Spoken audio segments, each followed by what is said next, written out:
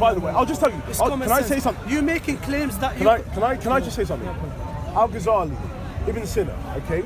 These are two of the most important figures in Islamic history. One of the most important figures. So, can I say... Al-Ghazali, which Al-Ghazali? You know there is two Al-Ghazali? Okay, good. So, can I say to you, they were the bedrock, they are the bedrock of philosophical thought in general.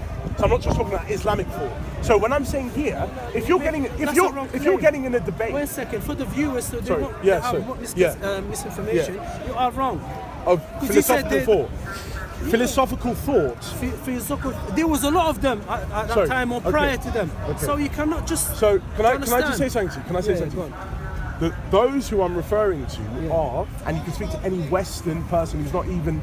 I'm not a Western person. When I'm talking about Western, I'm talking about someone who studies Western philosophy. Okay, so even someone who's not religious, they will say those figures I'm talking about shaped philosophy in general. One second. Yeah. Based on me not being, from the Western world. No, I'm not talking about Western. 1 second. Based on them being from my part of world, we know who they are. Do you understand what I mean? Ibn Sina. Yeah. Yeah. Yes. And Al-Ghazali. I don't know which Ghazali even referring to. Okay. There's two Ghazalis. Okay. So can I speak? No problem. What my whole point of what I was saying was that I'm giving you now a philosophical argument. Philosophy, you cannot remove it away from religion. Philosophy and religion was always wedded together. But it's a false dichotomy now to say, philosophy and religion, they can't come together. You're talking about philosophy, That's never how it was. When things were being communicated. One second, Let me tell you when you're wrong. Let me tell you when. Okay, tell me. For instance, I'll tell you, in the time of the four madahib of the four imams, four schools of thought, the schools of thought that created our madhab, which is the way we do things. Yep.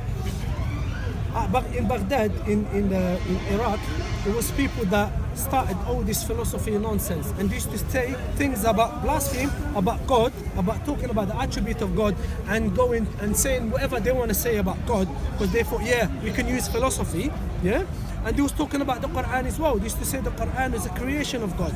But the Quran says in the Quran itself, it said this is Kalamullah, the word of God.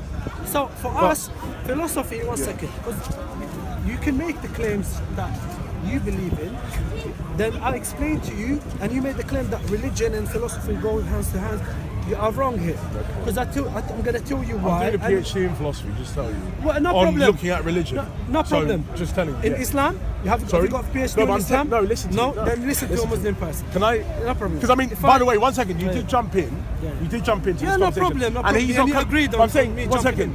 Yeah. There was another lady who was here about an hour ago who was jumping in all the time, and she wasn't allowed to have anything to do with our conversation. Then I said you can speak to Muhammad. What I'm trying to say, no. He's got no problem. What I'm trying to say, the only reason why I stay quiet about this is because, like the other guy, you were willing to answer him. If you don't want to, that's fine. We'll go back to us. No problem. I'm going to go back to him. All right. No, I'm going to answer you, then it can go back to him. What I'm saying, I'm not giving an argument from authority saying I have a PhD in philosophy or whatever, but I'm saying philosophy and looking at the history of philosophy, you can understand that it has always been part of a religious thought when you're communicating it. So even though specifically your religion might have not held it, if you're communicating it... Not in Islam, say in other religions. Can I say one thing? When you say God is almighty, okay, what do you mean? It means he's almighty. It's working, yeah? So you just said you defined the word I needed to define with the word. What is almighty for That's you? why I just asked you. No, so do you want to talk to him? Yeah, no, because I need to know from him. Mind. No, I need to know from him. You just said to me, God is all... I said to you, what is God? God is almighty. Let's what does that mean? Your first claim God first, is almighty. What does it mean? No, 1 second. No, 1 second. No, 1 second. Let me answer. God is almighty. It's part of philosophy, isn't it? God is all-knowing. What does it mean? Yeah. God is almighty. God is all-knowing. What does it mean when you use it? Knows everything. Knows everything. And he can do everything. What's everything? And everything that he wills. Everything in our creation and everything that we don't see and everything that we don't hear and everything that we do. Everything that he wills. Okay. And the heavens and the earth. So can I ask you now? So you're saying to me God can choose to cease to exist?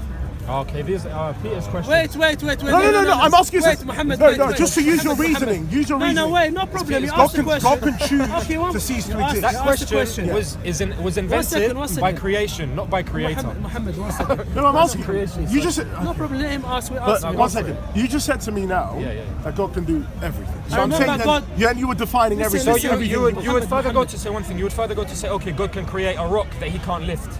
No, obviously. When we say that God is able of all things, going back to the tautology that we spoke of, if God wanted to create dry rain, which is away from our logic as human beings, God surely can do this. And it is not. And by the way, do you know? All right, can I ask you something? One thing I will state.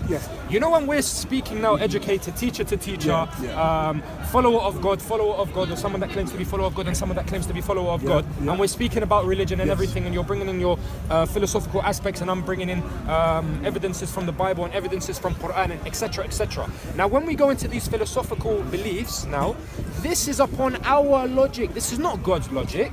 Our logic as creation. So we're standing here and we're saying, you know what? Through my logic as creation, through the philosophy and the theory based upon the theory that directs me to my understanding, can God cease to exist? I mean, we are arguing it from a satanic angle. Can I speak? It's very simple to answer. God does not go against His attribute. Okay? Oh, so there's something God can't do then? 1 second, wait. You just showed me then. God doesn't go against Let me that. finish my answer. Yeah? Okay. God's got attribute like He's the eternal. He cannot cease to exist. Do you understand? Exactly. He's going against the eternal. But you're using philosophy. But you're saying you're Christian. You're using philosophy. I'm telling you now, you're using philosophy. What is philosophy? Can you define for us philosophy, please? Like I say, you can go with a philosopher called Alvin Planting. He just said. Forget about explain it. I'll just give you a definition. Just asking the question why and how to something. If you say why is it like this, how does that work? You're doing philosophy.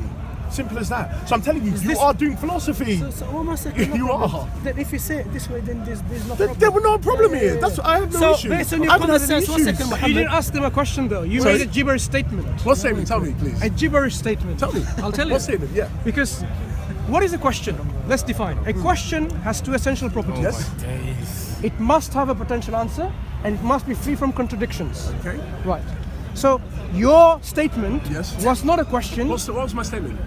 Oh, can God choose to cease to exist? Exactly. Oh, Mansoor, It is not a question for the following reasons. He's actually come and supported me.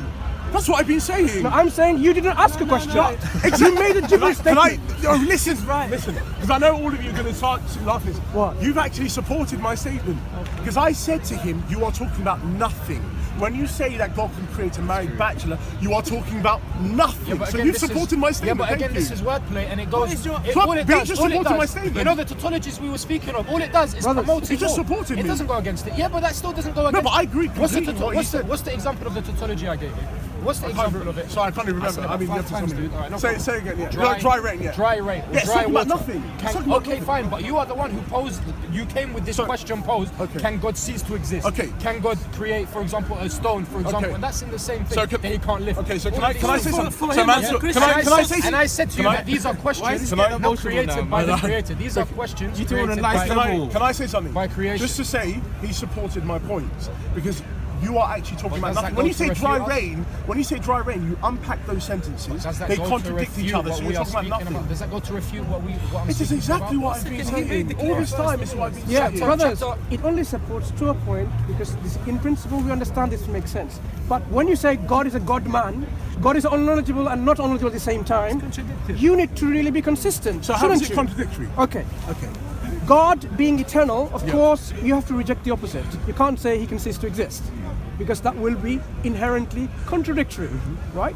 So if you believe God is eternal, He cannot be someone who is finite being and cease to exist. I agree with you. Right. Yep. If you believe God is unknowledgeable, you have to reject the opposite, that God is ignorant or can be ignorant. You believe, correct me if I'm wrong, you believe Jesus Christ was divine to begin with before He came into this world. Yes. He was unknowledgeable. Yes. But then He became ignorant. He didn't know the hour. Only the Father knows. Okay. So if you affirm to begin with that divine Son was unknowledgeable at the beginning, then He can never be ignorant. But you believe He became ignorant. Okay, so now, Isn't that something? Nothing. Can I explain? Of Is it- course, I'll have that's time the to whole explain. point. Okay. So I said to him before you came, there's an understanding of something called reduplicative predication. So when you're talking about one part of something, okay, that doesn't necessarily mean the other part has been affected. So give an example here. Okay, if you're talking about that's a rotten apple, it could just be the skin that's rotting. Sorry. It could just be the skin that's rotten, but the core isn't. Or when you say that's a red apple, it is a red apple, but it's only the skin, not the core, not the flesh of it. That's a different colour. Sure. So when we're saying that Jesus died, I'm only referring to one part of him dying. That's his human nature that ceased to exist. Oh, the divine At a point didn't in time. The divine nature never ceased to exist. So It's God never impossible. died then. It was the human that died. See, but then you have... According to but your then- understanding, the No, human died. No, but then I'm saying... here- never So it's the died. creation Can I- that died. No, oh no, you've got it wrong. So when I said to you reduplicative predication... Can you explain that a bit more? Which part died? Okay, the human nature. So when I'm saying to you that, I can say to you, God died. But then you have to say, what do you mean? I'm referring then to the part of God that ceased to exist. You can say Jesus died, or Jesus died. And I say, yes, I'm referring to the human part of Jesus that ceased to exist. So the not human the divine, died. yes. So- Not the human person. Because, Wait. Yes. When you say the human died, is the human attribute or nature part of God's nature? No, it's not essential. Right. It's an accidental property. When you say accidental property, did God acquire it? Yes, so it's accidental. So Contingent. God acquired a non-godly attribute. God acquired a non-godly attribute. No, he acquired a human nature. Okay, can I finish? Go ahead. That human nature had a property which was contradictory. Okay, but God didn't acquire that property ceasing to exist, because he can't. He acquired the human nature, okay, which then ceased to exist. Let me clarify my question. Yes. God You is understand what I God said? with his Okay. divine attributes. Yes. And these Divine attributes nature. are attributes of perfection. Yes. Divine Good. nature here. Yes. Human attribute is not perfect. Okay. Yes. So So, human nature. so yes. you somehow believe God has absolute perfect attributes, but he acquired or added into his nature some imperfect attributes. Oh no, never said Okay, so let me clarify So- again one point then. The human attributes that God acquired, are these perfect attributes? Sorry, the human. Say that again. Sorry. The human attributes that God added to his nature, Are they perfect attributes? were they perfect or are they perfect attributes? I'll say no. I'll go with it. They weren't perfect. Yes. So they were not perfect. Yes, So they the perfect divine being, which we call God Almighty, Mm-hmm. added onto his nature imperfect attributes. No, I never said that. You've just said that now. No. Can I explain? Can I explain? Explain. Please? Okay. When something has an accidental property, okay, it doesn't go into the essence of an individual. So let me give you an example now. Okay, I have an accidental property of being black. I could bleach my skin and become white. I would still be a human being. It doesn't change my nature or my essence as a human being. That's an accidental property. To me, have an arm, okay, that's an accidental property. I lose it, I still am a human being. Those are my necessary properties. Being rational, being an animal. That's what makes me a human being. Having an arm, having black skin, those are accidental properties. When I'm talking about Jesus, okay, and the attributes that he had here, I'm not talking about his necessary, essential attributes. I'm What talking are about the necessary, essential attributes of a human? Of a human, rationality, animality, moral awareness. Is that perfect? Sorry, Are these perfect are these perfect? for a human being that God created? No. So Yeah, I wouldn't say they're perfect. Yes. so let's go back to the drawing board again. Okay. The divine being who is absolutely perfect Yes. added in attributes which are from a human nature. So did he add from the human nature, which is like skin color, arm, or a body, or the essential attributes of a human, like rationality and Yes. But you have to. so which one was added to Sorry. God's nature? Okay. Can I speak, please? Okay. Rationality, animality, moral awareness, all those things that makes a human. Okay. I'm talking about the human nature. That's what I'm no, referring because to. you used a term before. You said God mixed in. I didn't say mixing. I never used the word mix. said added. Or added in. What? When you're referring to that, you're saying he added into his nature, his divine nature. Why No. don't you clarify? What happened to the Okay. divine attributes Okay. and to human attributes? Okay. Did God take in those attributes as part of his attributes? Did God take in those attributes? I would always say God was rational, God was morally aware. No. Or Not, not? we're not talking about God's attributes. Divine attributes, Yes. we agree they're perfect. Yes. Right? Okay. There's no question about it. Yes. When we're talking about God taking in or incarnating a human being, Yes, as a so human he being, has yes. taken in some attributes of the creation that he has created. Yes, he's taken on. Right. Not a So problem. those attributes that he has taken in, has he added them in to his nature? No. So what has he done? So he hasn't, because you're mixing up things. I'm not missing anything. I'm asking you. What has he added done? into what? His divine nature has specific necessary properties. Okay? We have no disagreement on that. Okay. Disagreement is on the human nature Okay. that he has now taken onto himself. Yes. So now he took on a human part. What do you mean by which took will on? say- Explain. Okay, assumed. I can't tell you the metaphysics of it, but No, he no, no. assumed What do you the human mean, nature. assumed? So he took on. Did he assumed, add whatever. to his nature? Not added, but okay, a stupid example, because I mean, all we can do is give. Don't examples. bring stupid example to God. So explain to me without bringing stupid But okay, but can I- example. What do you mean by he added his But nature? can I say something? Because you're not going to understand what I'm saying. Okay, unless Do you I give an understand? analogy. Do you understand? Of course I am. Yes, I do Right. understand. If you understand, I'm sure someone will understand. Okay, good. Maybe I'm not capable of understanding from your assumption, but Okay. maybe someone will. So go ahead. So, doctrine of the Trinity, two natures, one divine, one human nature. They didn't mix, okay, so that's part of the Council of Chalcedon's statement. They didn't mix, which you're saying now in some way. I didn't say anything So, about mix. You human- keep on so- imposing words on so me. I never even divine- used the word mix. Can I finish? Divine nature, human nature. Yes. One person, okay, God took on a human part, okay, which we call the human nature of God. Sorry, the human nature that God has now. As Jesus, he took on a human part. He What always does it had. mean he took on? It's what we need to understand. What do you mean? What did he? That means he I'm added. trying to understand what you're saying. Yeah, what do you Did he mean he add took on? on? Okay, he assumed that as an accidental property. Let me give you And my reasons why it's it's an difficult to accident. understand Okay, from okay. my part, right? Okay. God, he is perfect. Yes. A perfect being doesn't need anything to be added to his nature. Oh, doesn't need. Yeah, I agree with you. Yes. So if you add anything to a perfect nature, Becomes you are adding imperfection. Yes. So when you say he took on, so he took on imperfection to his perfect nature. Okay. You still haven't got it yet, because I'm not talking about his perfect nature. I'm not saying he took on these things into his perfect nature. That is separate from his human nature. The human nature is an accidental property of God. When I use the word accidental, I don't mean mistake. I mean it's contingent. Okay, God didn't have to have it. God has certain things that are necessary. God has certain things that are accidental, such as his human nature that he took on.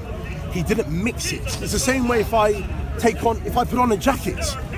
It's a property I have. I have a jacket. It's an accidental property. Doesn't mean it's part of my nature.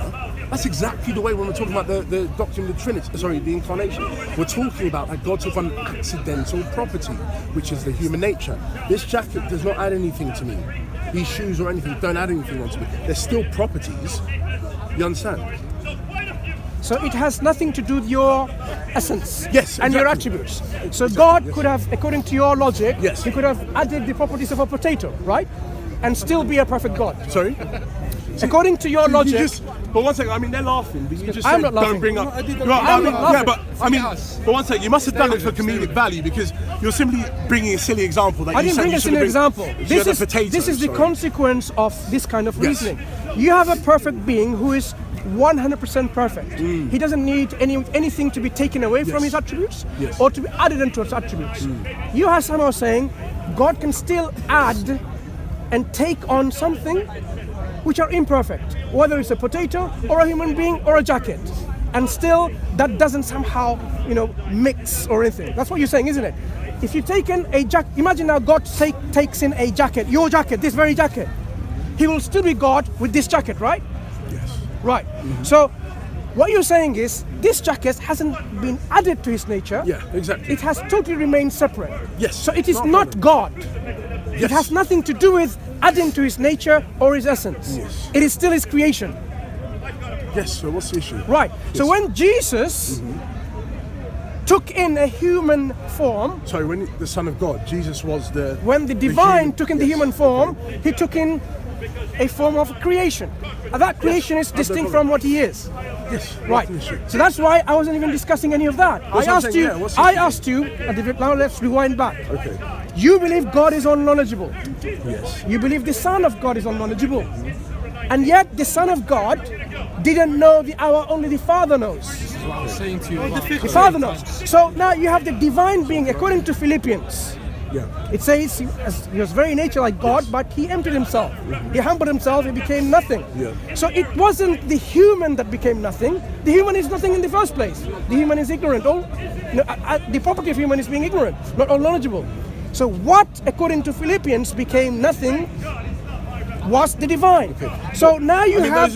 Let me just to finish say my one point. second, but Let me those are finish two my point. questions you Let me gave finish me. my point. They're One two separate question. Only one things. question. Okay. You have the divine Son, the Logos, which became ignorant. Now, this is something that is gibberish statement, because unknowledgeable does not become ignorant. You said, I supported you. Of course, we supported each other. But you need to be consistent and apply that and say, yes, the divine cannot be ignorant, because it's gibberish statement. Okay. How do you explain your position now? So, two things. The duplicative predication, which I told you before, allows me to say one thing can have contradictory properties. So I gave the example of an apple. The apple in the core is green, the skin is red. Creation. That's what I said to you. Is that always the example you're going to give? No, these are all creation. Apple, jacket, creation. I just deliberately, my friend. Can I say something? You butt me in. Do you know why I'm saying this? Do you know why I'm doing this? You can't do I'm that. trying to clarify your point. You continue. You cannot bring in the examples of I creation. was trying to say something, you just butt in. Can I finish? With all due respect. Can I finish? You can. But with all due respect, the reason why I'm interjecting is this. You're bringing in examples of the creation, like a human body, like a jacket, like apple. I'm saying no. Yes. The divine Son, Yes. before anything was created, existed as the divine Son according to your belief. Can I How does speak that if it's divine possible? I Son... mean, you're taking No, all the time I'm to speak. asking you Again, to clarify. I was trying to finish How my does point. this divine Yes. Son Okay. become ignorant? Can I finish my point, please? Please. Okay. Number one, what you said doesn't make sense because the words you are using are creation. So you can't say you're using words that are creation. You can't say you can't refer to the creator and the creation. The words you're using are creation, so you're just contradicting yourself. No, I didn't. Let me clarify what I did there. You said What you I said. can't use an example of creation to speak about the creator. No, because but you you're already using clarified- words to No, refer the to reason the why, creator. because That's you already contradiction. clarified, Yes. whatever incarnation happened was added, it was also part of creation, it never mixed.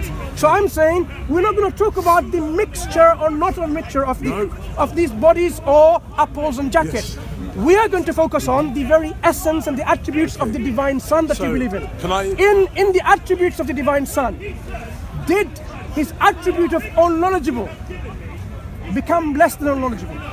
Less than all knowledgeable. No, not at all. Not at all.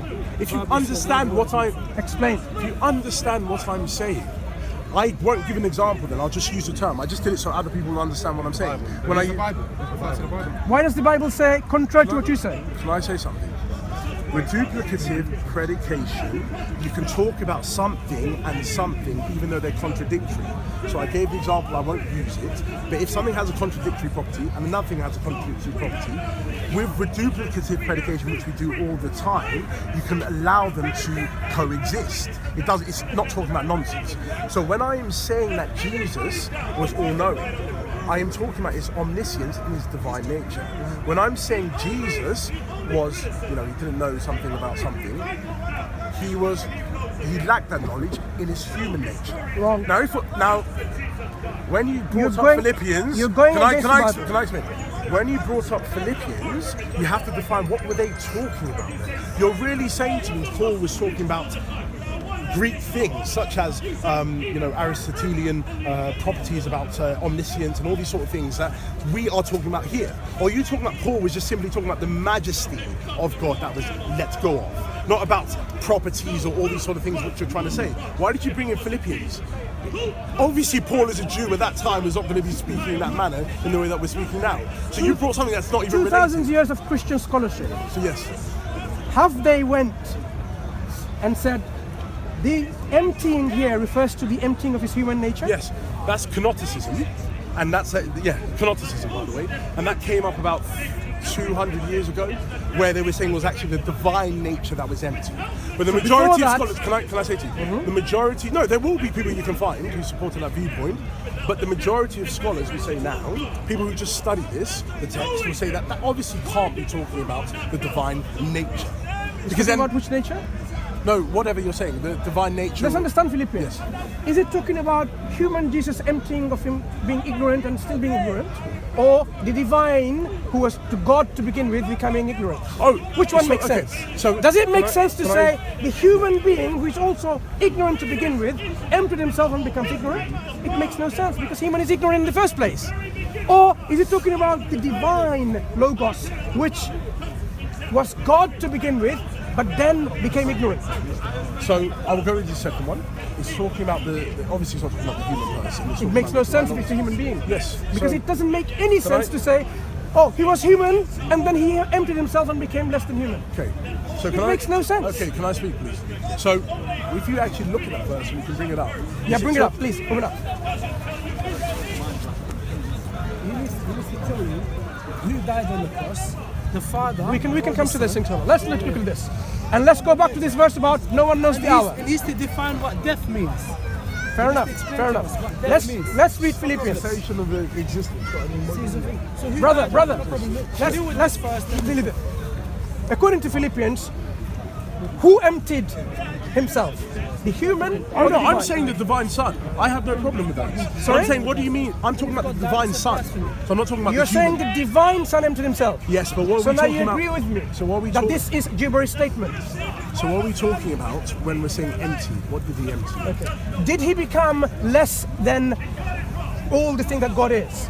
Did he become less than all the? No. So he remained the same, Yes. That's what and I'm yet he saying. emptied himself. Okay. So no, just because you understand. Explain. properly, Mansoor, okay. What's wrong?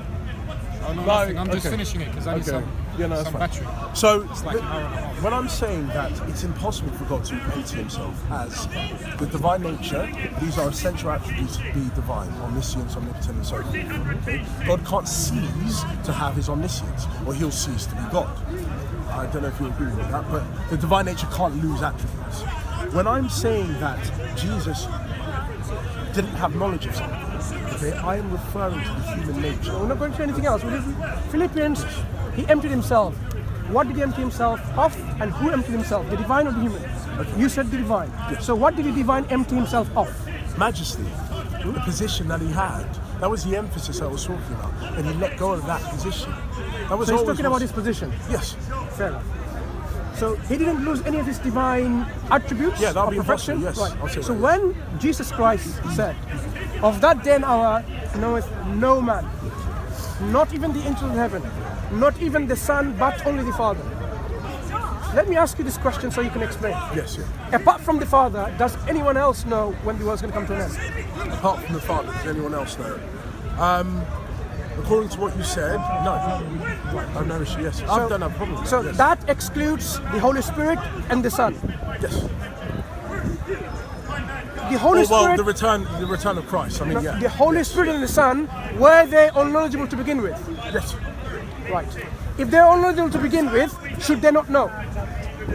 No, they don't have to know. You can still be all knowledgeable. Can I explain why? Oh, go ahead, explain. It's interesting. They can be So- unknowledgeable and not know. So,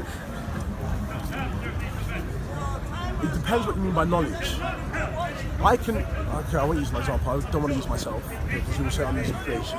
But when you're talking about knowledge, okay, you have to say what. When you're saying someone's all knowing, you have to say what does knowledge include. So, we'll give that example. Does God know how it feels to be like a married bachelor? Obviously not, because that statement doesn't make sense. God only knows what is logically possible to know. So if it is the Father's role to know certain things, then obviously it will be logically impossible for the Son to know that, because it's the Father's role only to know that. So it's not logically impossible. He's all-knowing in whatever he's supposed to know, whatever that is. What do you mean supposed to know? No, That statement doesn't make much sense. How does does it? it make sense? If we affirm an attribute of someone or something is unknowledgeable, Yes. nothing's hidden from the knowledge of that person, Yes. right? So if the Father knows everything, if the Father is perfect and all mighty, meaning what? Someone who's absolute Yes. in the perfection. Then when it comes to knowledge, that's an attribute of perfection. It knows everything. If we find the Father only has that property and essence, the attribute, which describes that essence, but the Son and the Holy Spirit doesn't have that, then obviously the Son is not co-equal in this essence and attribute with the Father. I disagree with you there. Just simply, I'll reiterate what I said. It depends what you mean by knowledge. If it is the Father's role to know certain things, then if he's all-knowing, he knows what he can know, what is logically possible to know. If it is if the Son says, I do not know this, okay, or whatever, he's obviously referring to things that it is logically possible for him to know. It might be, I'm just giving you now, I'm not saying it's definite. Are there differences in knowledge between these three persons? Can I finish? Yes. Well, there must be. There must be. Obviously Why? there must be. Because if you are presupposing Christian theology, you have to say that. We're not presupposing anything. Okay. I want to know why three. I mean, you never let me finish. That's right. You always go in. Let me finish what I'm saying, and then answer, right? Okay. Finish answer, and then answer the question. So, I would say that obviously the Father didn't know how it felt to be on the cross. He didn't know. He didn't know. Obviously not. He didn't know. He didn't experience. Sorry? Which one? No, he didn't know. So he knew of how it is, but he didn't know the feeling of being on the cross. Did he? Let's understand. Yes. Slightly. So God doesn't know the feeling of something being on the cross. No. He knows the feeling of, okay, but he doesn't know what it is to be on a cross because he was never on the cross. So he has to experience something to know something. Sorry? If he is not on the cross, God cannot know what it is to be on a cross. So you're saying he knows what it is like. Let's understand. Or he knows. Has the Son experienced everything? Sorry? Obviously he hasn't. So anything that the Son or the Father hasn't experienced, they don't know. Sorry? Everything? No. Okay. Can I explain to you? Explain. That's what I'm trying to ask So from you. when you're talking about knowledge, and we'll go back to it again, okay, you have to say what it is to know something as the individual, experiential knowledge, and then you have experiential knowledge. Can I finish? Then you have to have what it means to know of something. I know how it feels maybe to be a man, but I don't know how it feels to be a woman. I might know what it's like to be a woman or whatever, blah blah blah. But I can't know what it actually is to be a woman because I'm not. So when I'm saying to you here, and you can look at actually philosophical discourse on this, okay, about knowledge. Simply any philosopher will say to you that it's impossible unless you are actually the I saying I am in pain. You don't know what it is for that person at that moment to be in pain. You know what it's like to be in pain. So I'm just qualifying what knowledge means. So basically, in your definition, then, in your philosophical position, Yes. God only knows very little things because. No, not at all. Okay. Yes. Has God the Father committed murder? No. So he doesn't know how it is like committing a murder. Yeah. Has he lied? He doesn't lie. So he doesn't know how it is like lying. So I can give you infinite number of things. Wait, let me finish now. Infinite number of things that according to your philosophical outlook, God doesn't know. Okay. So Now- basically, what makes God's knowledge So perfect? can I say something then? Can I say something? Those things would be logically impossible. Like I gave the example, God knowing what it feels like to be a married bachelor. Of course God doesn't I'm not know. talking about married bachelor. Oh yes. I didn't okay. bring any logical Okay. contradictions in Okay. there. Because you're assuming God can only know things when he experiences them. That's your assumption. No, I didn't say that. God can know of things, okay, and God can know what it's like to be. What does it mean know of Okay. and like to be? Okay, Explain so the if God difference. has omniscience, which also includes, his intelligence and so forth like that, okay, God can know what it's like to be anything. What does it mean God can like to be? What does it mean? Sorry? For example, Yes. killing someone, right? Obviously, God hasn't killed someone himself directly, according to you, right? So God knows how it's like to kill someone. What does it mean he knows what it's like to kill someone?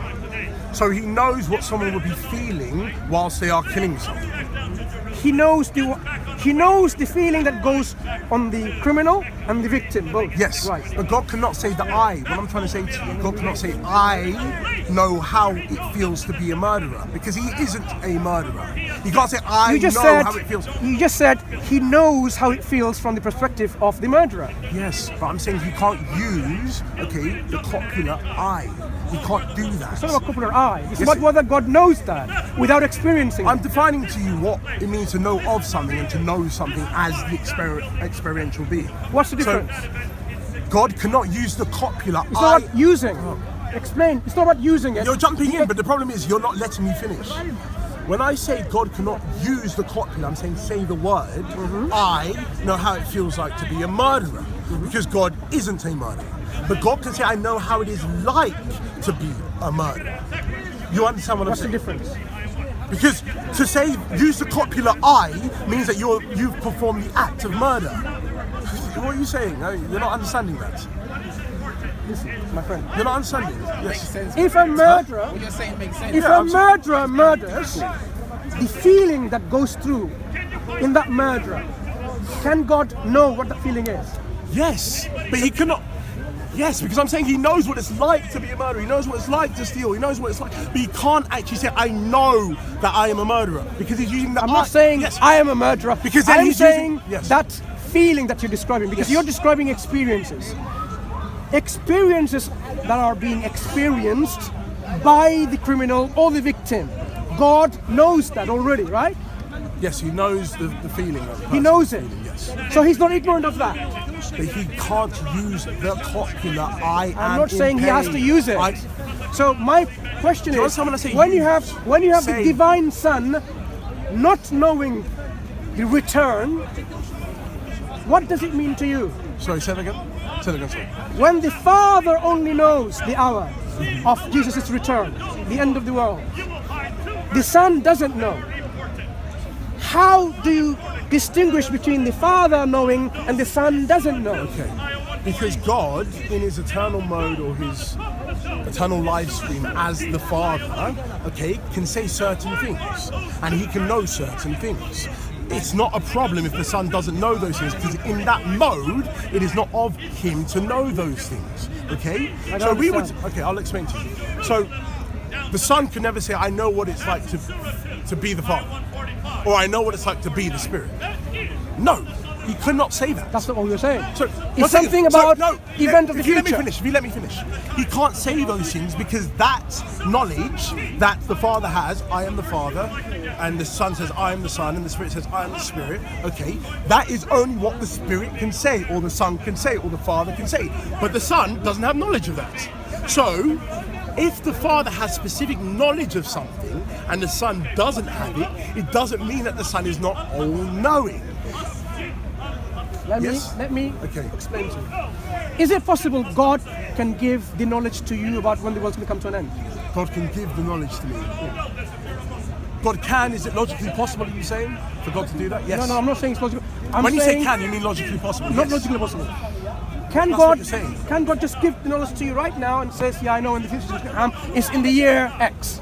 Can God do that? Yes. Yes. Right. So this imparting of knowledge, it can be even given to a human being. Yes. So it is only knowing a particular time in our time scale when things can happen. Why is the Son not aware of this time? Okay.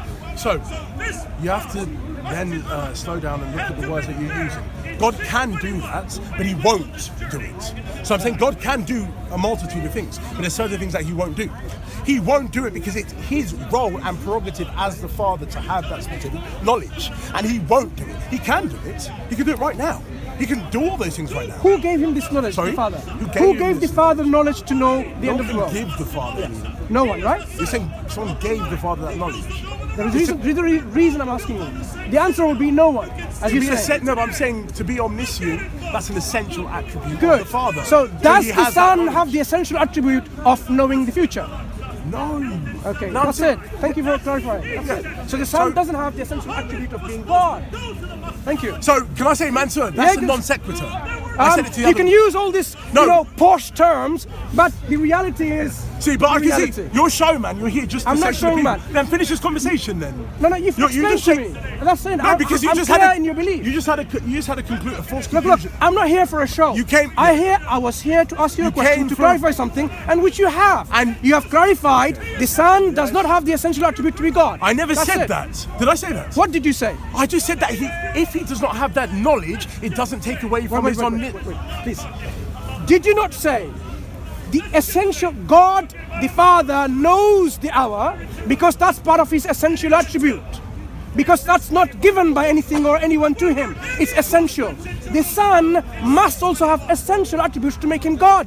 But you're now saying the Son doesn't have this essential attribute. I never said that. The Son has the attribute. I never said yes.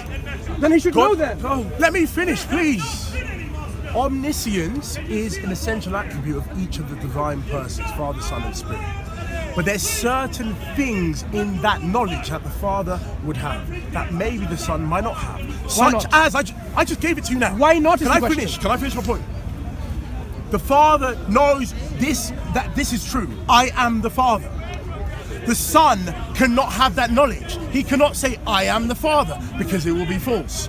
That means then the Son does not know the truth of that phrase. He doesn't know, I am the Father. Because he can't. What does it mean I am the Father? So- If the Son is the Son, he can't say I am the Father. Yes, So exactly. So you supported my point. No. So that's something he we are doesn't talking have. about something about the Son cannot say I am a tree because he's not a tree. Exactly. But if the So Son you're is supporting my God, point. then he should have the essential attribute of knowledge, right?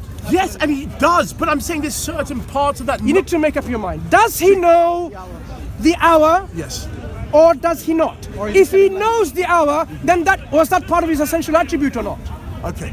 If he doesn't know, why isn't that part of his essential attribute? Okay. I'm saying to you this now. Who restricted the essential attribute of not knowing Can I- in the Son? can I- Let's clarify that question. Can I speak? Because it seems like you're not understanding anything I'm saying to you. Perhaps maybe you're not explaining it well. Okay, shall I Maybe explain it's it not better? explainable. Give me maybe time. it's not rational. Give me time then, and I'll explain. Go it to you. ahead. You had all the So, time.